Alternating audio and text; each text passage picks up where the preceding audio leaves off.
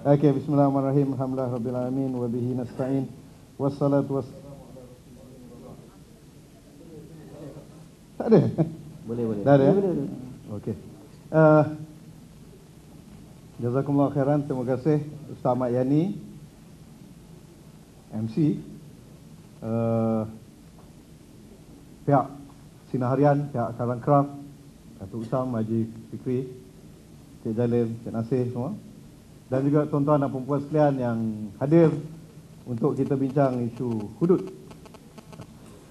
Saya mula-mulanya bila panggil untuk jadi moderator, saya tengok barisan panelis, saya kata ini penerangan hudud. Sebab panelis ni semua yang setuju hudud. Jadi dia tak akan jadi tak panas lah. Jadi izinkan saya untuk memanaskan mereka. Nak panas. Kena offkan aircon. Okey. Jadi kalau setakat nak dengar penerangan tentang hudud, saya rasa buka YouTube, kita boleh dapat Tuan Guru Nik Aziz, Tuan Guru Haji Hadi Presiden, ataupun Ustaz Azhar Idrus. Itu semua boleh kecek pasal hudud Melaka. Tapi hari ni kita nak cuba lihat hudud daripada orang yang tak mau, daripada orang yang masih sangsi ataupun kritis. Bukan dia tak mau kerana dia tolak Islam, bukan dia tak mau hukum Allah, tetapi dia masih sangsi. Dia masih ada beberapa persoalan yang main dalam kepala. Jadi saya cuba letakkan diri saya dalam orang yang berfikir seperti ini. Jadi nanti jangan pula sebelum saya melangkah keluar dia kata kafir yang moderator. Kita tak mau jadi lagu tu lah kan. Okey. Jadi kalau ikut senarai nama diberikan, YB Datuk Muhammad, Prof Madya, Dr. Ridwanti dan Haji Saudara Muhammad Isar Khalid. Izinkan saya ikut susunan itulah walaupun duduk dah berbeza sekarang ni. Okey. Jadi kita cuba lihat, kita akan cuba bagi round dia. Round pertama, round kedua sependek mungkinlah kita buat dan buka soal jawab kepada penonton. Sebab biasa yang memanaskan ni lebih kepada penonton. Tapi saya yakinlah kali ni tidak sepanas manalah berbanding sebelum ni. Tengok pun semua bukan kaki jerit-jerit ni yang kat depan. Bukan kaki bubu ni. Tapi tak apalah, kita cuba sama-sama menghidupkan suasana ni. Okay. Ya, sebab biasa terkenal Sinar Harian, terkenal dia punya kreativiti buat program wacana, ada ada apa kan. Maka biasanya moderator kena menggunakan dictatorship dia lah di waktu ini saja untuk kawal. Dan saya nampak hari ni insya-Allah saya tak perlu gunakan kuasa veto kecuali nak tentu siapa tanya je. Okay. Jadi terus kepada YB Datuk. Menarik ya, kalau kita lihat hari ni dah diumumkan secara rasmi di Tunisia kemenangan besar parti Islam di sana, Nahdah Party, di bawah pimpinan Sheikh Rashid Ghannouchi, guru saya tu waktu di UK dulu.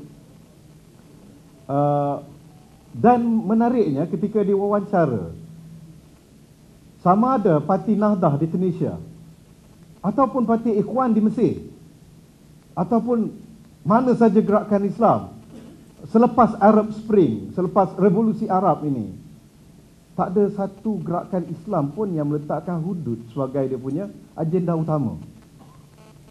Malah kalau ditanya kepada kumpulan parti Salafi di Mesir, Salafi ni hok janggut panjang jubah singkat tu lah kan. Ni nampak lebih nak pendekatan yang keras. Itu pun 5 parti mereka bertanding. Kata adakah hudud dalam agenda? Dia kata tak, itu bukan dia punya aulawiyat. Sebab Islam bukan hanya hudud. Banyak benda lain tak selesai. Ekonomi, masalah pendidikan, keadilan sosial, kebajikan, banyak tak selesai. Kenapa nak letak hudud yang pertama? Ya. Jadi Datuk, mungkinlah kalau kita lihat kebanyakan gerakan Islam sekarang ini meletakkan isu good governance, ketelusan, accountability, kebebasan dan juga keadilan sama ada ekonomi ataupun keluhuran undang-undang sebagai keperluan zaman ini. Peliknya PAS menjelang PRU 13. Kenapa tak tahun lepas atau tahun sebelum tu? Menjelang PRU 13 sibuk dengan hudud. Apakah ini salah satu strategi PAS untuk mengekalkan Kelantan? Apakah PAS tidak melihat kepada keperluan semasa dan aulawiyat? Apakah PAS juga tidak melihat bahawa keadaan politik bad governance BN yang mereka semua setuju, perlu mereka hentikan dahulu sebelum memberi peluang kepada rakyat untuk memilih sama ada mereka ingin hudud ataupun tidak melalui ruang demokrasi yang lebih terbuka dan adil. Bagaimana, Datuk? Okay, terima kasih saudara pengurusi majlis. Saya terlebih dahulu mengucapkan terima kasih kepada pihak Karangkraf yang telah menganjurkan wacana ini dan mengundang kami secara khusus dari Kelantan untuk berkongsi pandangan juga pendapat tentang suatu isu yang panas, iaitu isu hudud ini. Saya merasa bangga dengan Karangkraf ini, terutama sinar harian lah, kerana saya kata tadi kreativiti dia dan juga keberanian menganjurkan program seperti ini dan memberi peluang kepada kami. Bukan senang orang seperti pembangkang ini nak masuk tempat-tempat yang macam ni berada di tengah-tengah pula. Itu jadi terima kasih banyaklah. Dan saya datang ini pun bukan untuk berpolemik ataupun untuk mencari menang, tetapi lebih kepada hasrat untuk menjelaskan tentang pendirian dan mengapa sebab kita begitu bersungguh-sungguh untuk melaksanakan hudud seperti mana yang kita sebut ini.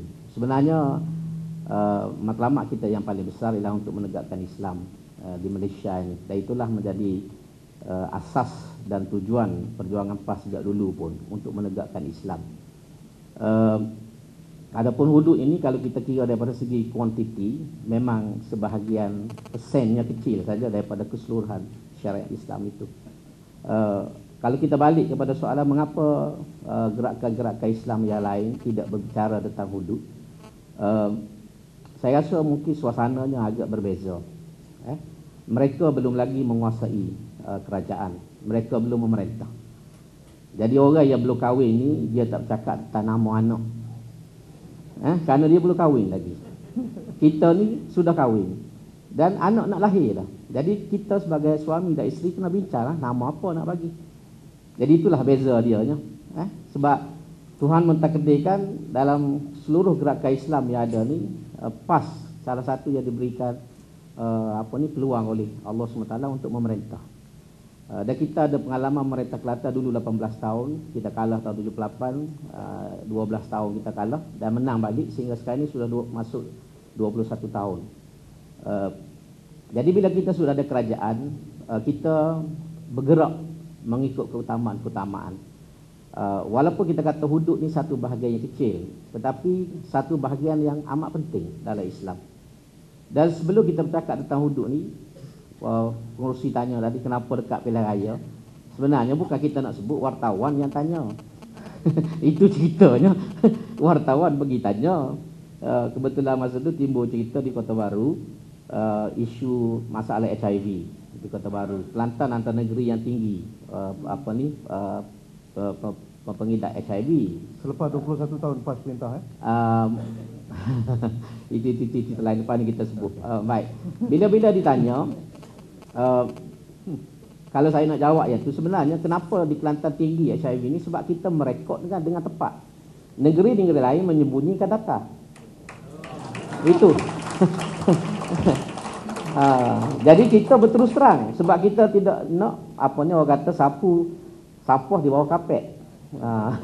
Jadi kita nak berdepan dengan realiti, sebab tu kita mencatatkan dengan telus. Jadi bila orang lain sembunyi, nampak kita yang banyaknya. Baik. Kemudian bila wartawan tanya tentang Kelantan ni kadar HIV yang tinggi, tu kata inilah antara sebab kenapa kita perlu melaksanakan syariat Islam, termasuklah hukum hudud untuk menyelesaikan masalah masyarakat ini. Jadi itu cerita asalnya. Jadi yang itu yang di-highlightkan. Jadi kemudian disambut oleh macam-macam jenis orang, akhirnya menjadi satu isu yang besar dalam negara. Bukan kita bercakap kerana nak pilihan raya, sebab isu hudud ni hudud sudah diluluskan di Kelantan tahun 93. Bukan sehari dua hari, sudah lama. Dan kita setiap tahun merayakan sambutan hari hudud. Jadi bukan kerana nak pilihan raya saja kita bercakap setiap tahun tentang hudud ni. Cuma masing-masing selama ini tidak buka telinga, jadi dia tak dengar. Dia tak dengar. Jadi bila keluar kepala ni baru orang mendengar. Rupanya sebenarnya kita sudah lama dah bercakap Itu satu. Kemudian yang kedua, mungkin kita ada orang bercakap dia kata uduk ni satu bahagian yang kecil daripada perundangan Islam. Memang betul kalau kita macam saya sebut tadi di segi kuantiti memang kecil lah. Tetapi di segi benda yang kecil ini sebenarnya penting. Kalau kita kata sebuah rumah, kita ambil contoh lah, syariat Islam ni umpama sebagai sebuah rumah, satu binaan rumah. Kalau kita kata paku ni bahagian yang amat kecil, komponen yang paling minimum di sebuah rumah. Kalau kita kumpul semua paku tu, kita banding keseluruhan bangunan, paku tu mungkin berapa persen saja. Tapi paku itulah yang memegang rumah itu daripada runtuh. Nampak tak? Kalau tak ada paku, habis rumah tu. Zinc terkebal kata orang Kelantan, tiang cabut, gelegar apa runtuh. Kalau tak ada paku. Jadi pentingnya paku tu macam tu lah.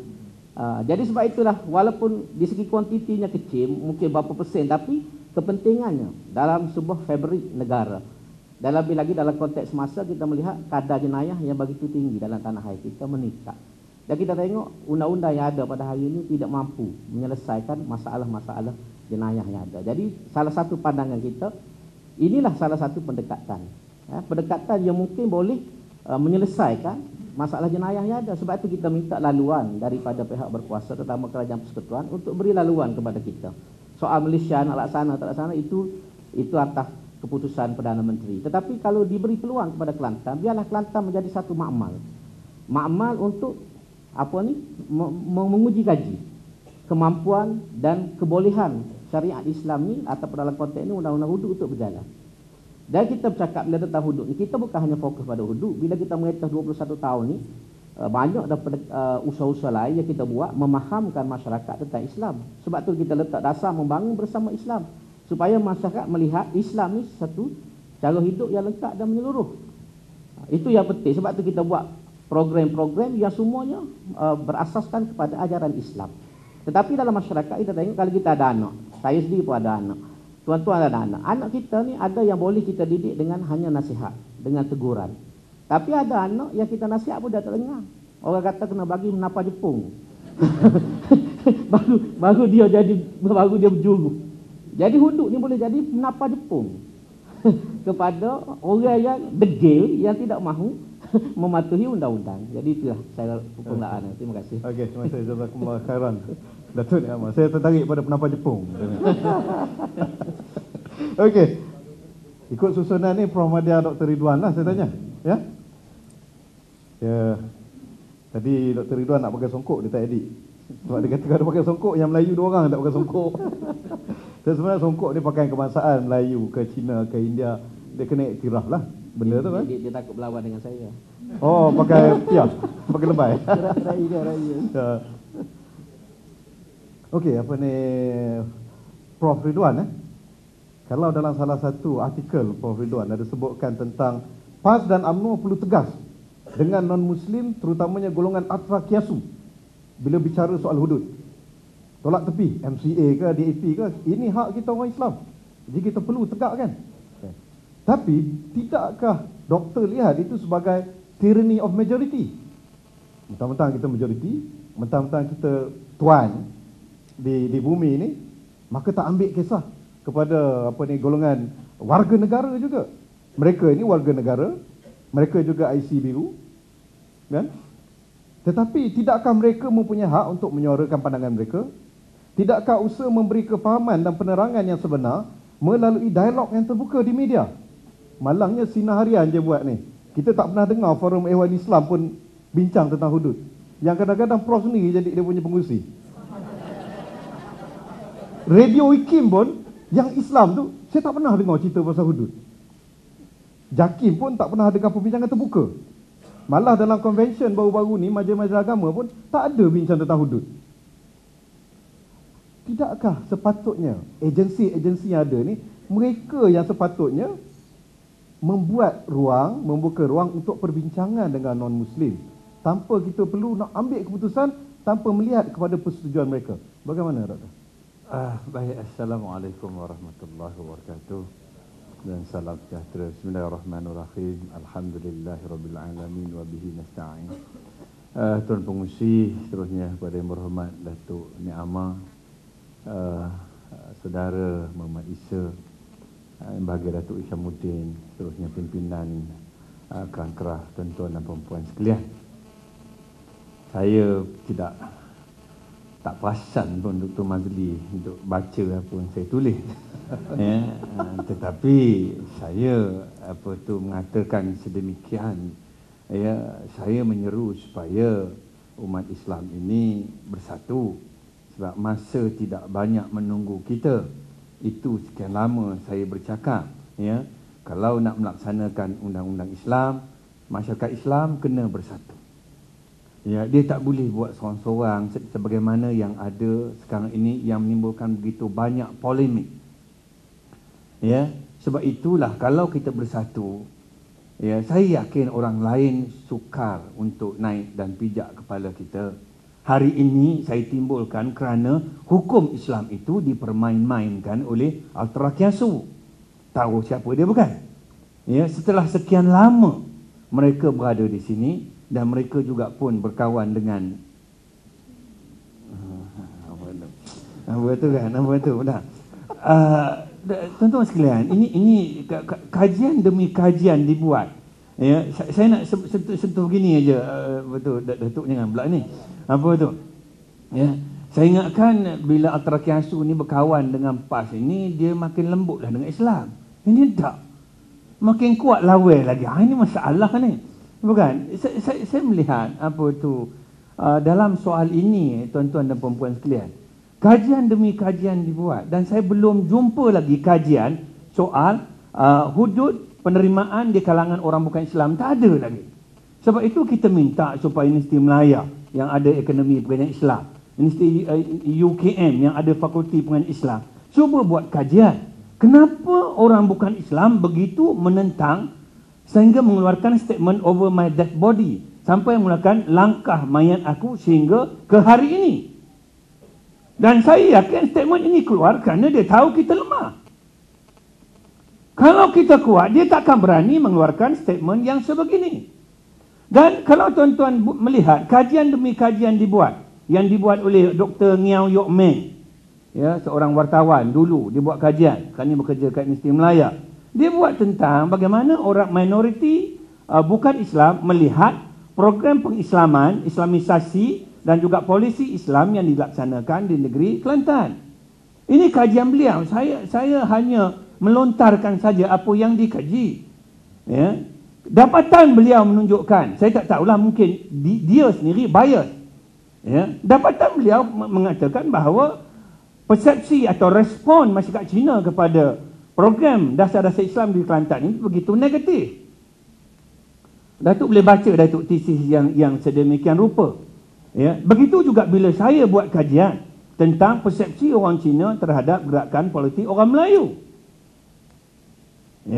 Kalau tuan-tuan tengok, majoriti dapatan kita menunjukkan bahawa mereka menolak, sebut saja negara Islam, dia tak mau. Dan seorang pemimpin ultra-kiasu ini, ahli parlimen, adalah satu parlimen di Kuala Lumpur kan. Bila ditanya, mana satu yang orang Cina suka antara PAS dengan UMNO? Dia kata orang Cina tahu UMNO ni korup. Ini tahu. Orang Cina tahu PAS ni ada integriti. Ini dia kata. Tetapi kalau diberi pilihan antara negara Islam, antara negara Islam masuk undang-undang jaga hudud lah, dengan korup, orang Cina lebih memilih, lebih baik calon yang korup daripada pilih calon yang ada integriti dan mau menegakkan undang-undang Islam. Ini dapatan yang dibuat, kajian yang yang dibuat. Jadi tuan-tuan bos sekalian, ni ada berapa minit lagi ni? Apa tu? Tak ada, saya berhenti je. 5 minit. Apa tu? Jadi saya melihat dalam isu ini, tuan-tuan sekalian, saya orang Cina, tuan-tuan, tak maaf. Saya kena bagi tahu apa yang, saya bukan nak mewakili orang Cina, tetapi saya boleh rasa feel orang Cina lah. Walaupun orang Cina saya tuduh lebih Melayu daripada Melayu. Apa kan? Saya pun tak boleh buat apa lah, dah nak tuduh macam tu, bukan? Apa tu? Dan saya datang daripada keluarga yang yang kuat semangat kecinaannya, dan saya melihat bahawa persepsi pandangan orang Cina terhadap Islam ini tidak nampak peningkatan yang begitu baik. Ya, kita lihat peningkatan itu tidak ada, dia masih di tahap macam itu saja. Ya, walaupun penerangan dibuat, dan saya tak tahu macam mana Datuk terangkan kepada parti roket ni, saya tak tahulah bagaimana dibuat penerangan itu. Dan kita nampak respon mereka ini bukan nak memanahkan ni, nak bagi naik gear 2 sebab sejuk kan, respon mereka negatif. Dan bila saya buat kajian ni terhadap pelajar-pelajar di IPT, kita tengok pelajar juga bagaimana respon orang yang terpelajar terhadap Islam ini. Dapatan tidak menunjukkan perkara yang positif boleh kita tunjukkan. Pandangan mereka terhadap Islam, termasuk dengan undang-undang Islam, termasuk dengan negara Islam ini, tidak menampakkan satu sikap yang positif. Ya, sebab itu saya selalu bercakap tuan-tuan sekalian, hari ini lebih baik kita membicarakan sesuatu yang menjadi dasar bersama, yang menjadi suruhan semua agama. Kita bertitik tolak di situ supaya dia terkena. Bukan agama mana yang menghalalkan zina, ya, rogol, zina, apa lagi, apa tu, judi, arak dan sebagainya, tak ada. Ya, lebih baik kita ambil nilai besar ini, kita bincang bersama, tengok bagaimana mereka boleh bersetuju ataupun tidak. Ya, kalau mereka tak bersetuju, kita tanya dia nak menganut agama apa sebenarnya. Kalau tak nak menganut agama dia, masuklah Islam kan, habis cerita. Bersunat, habis cerita, bukan macam kita lah. Apa tu ya. Tapi saya melihat hari ini disebutkan tadi, tuan-tuan sekalian, saya nak sentuh sikit je, ujung dah berhenti ya. Di Tunisia mereka mengatakan agenda hudud bukan agenda yang utama. Ketika Hamas apa tu menang pun statement yang sama. Dan kita lihat negara yang melaksanakan hudud sekarang ini Pakistan antaranya lah. Ya, Pakistan, tuan-tuan tengok sehingga ke hari ini saya tidak mengatakan, tapi nak inverted comma lah ya, jangan quote lah. Ya, nampak seolah-olah gagal. Ya, gagal. Ini soal yang perlu kita fikir bersama, sejauh mana persiapan untuk melaksanakannya supaya tidak timbul persepsi negatif ini. Saya bila bercakap, saya selalu kaitkan dengan dakwah kepada apa tu orang bukan Islam. Sebab itu tujuannya pun saya berada di sini ni. Ya, tetapi kalau mereka nak sangka buruk juga, tak boleh apa dah, bukan? Ya, Islam kena juga pertahankan. Himpun saya pergi, saya tak peduli. Itu betul. Terima kasih. Okey, terima kasih.